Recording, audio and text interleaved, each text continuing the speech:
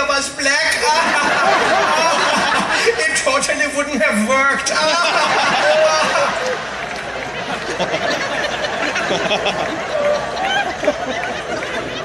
Ralph, it's not that funny.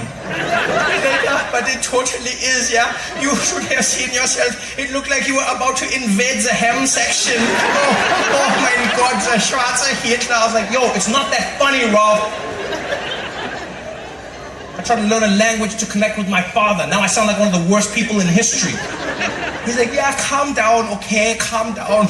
Indulge me my Schadenfreude, Trav, okay? He actually taught me a new word in German that day, which I'd never heard before, Schadenfreude. Yeah, it's a German word meaning to take joy in the pain and suffering of others. Yeah. Fun fact, that word was never translated into English. Yeah, if you want to say Schadenfreude, you have to say Schadenfreude. We don't have a word for it, you know, which makes sense. Like it's such an extreme feeling to take joy in the pain and suffering of others. Why would you even want to make that word? Why would you have that as a concept, you know? It's like from the very beginning, you know, like what was happening with Germans where they're like, we need a word to explain how we feel when other people are totally not having a good time.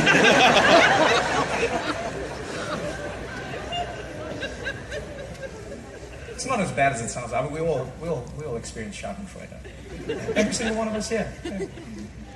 It's random moments in life. Like, you know when you experience Schadenfreude is when you're driving on the highway and you're cruising along and then you look at the traffic going the other way and it's jam-packed and you're just like, I made the right choices in life. Thank you, Waze.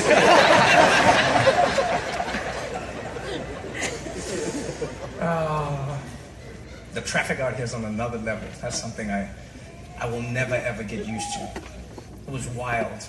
Also, like, who does driving tests in California? Like, what school do people go out to? It feels like everyone here learned how to drive from that crazy guy in Mad Max.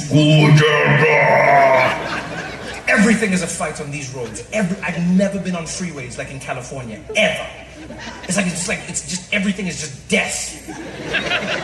First of all, who designed the freeways here? Who decided that a freeway shouldn't have a moment to allow you to merge? No. No, you're in immediately. 1 minute you're on a side street and then you're like, oh, freeway this way, and you turn, it's like, who decided this? Who decided this was safe? Who was like, yeah, so these cars are going to be going like 100 miles an hour, and then what we should do is let these cars come in immediately. No one lets you in, no one communicates on these roads, it's ridiculous. You just drive, you just fight. Like, I've had to learn a few things driving in California, right?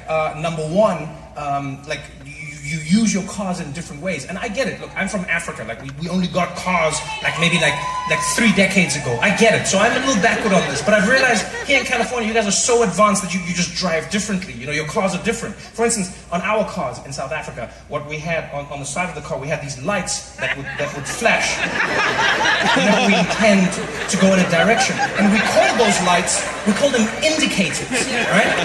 And the reason we call them indicators is because they indicate the direction that you're about to move your vehicle in, right? Now here you don't have, here, I mean, you're so advanced that here you don't have indicators. Here you have the blinkers, yes, blinkers. I've learned because you blink and the space is now gone. What? Favor, please, get out of here. Get out of here, man. Shit, I'm saying. Get in Igbo. Driving in California, that's not a tool for communication, that's a sign of weakness.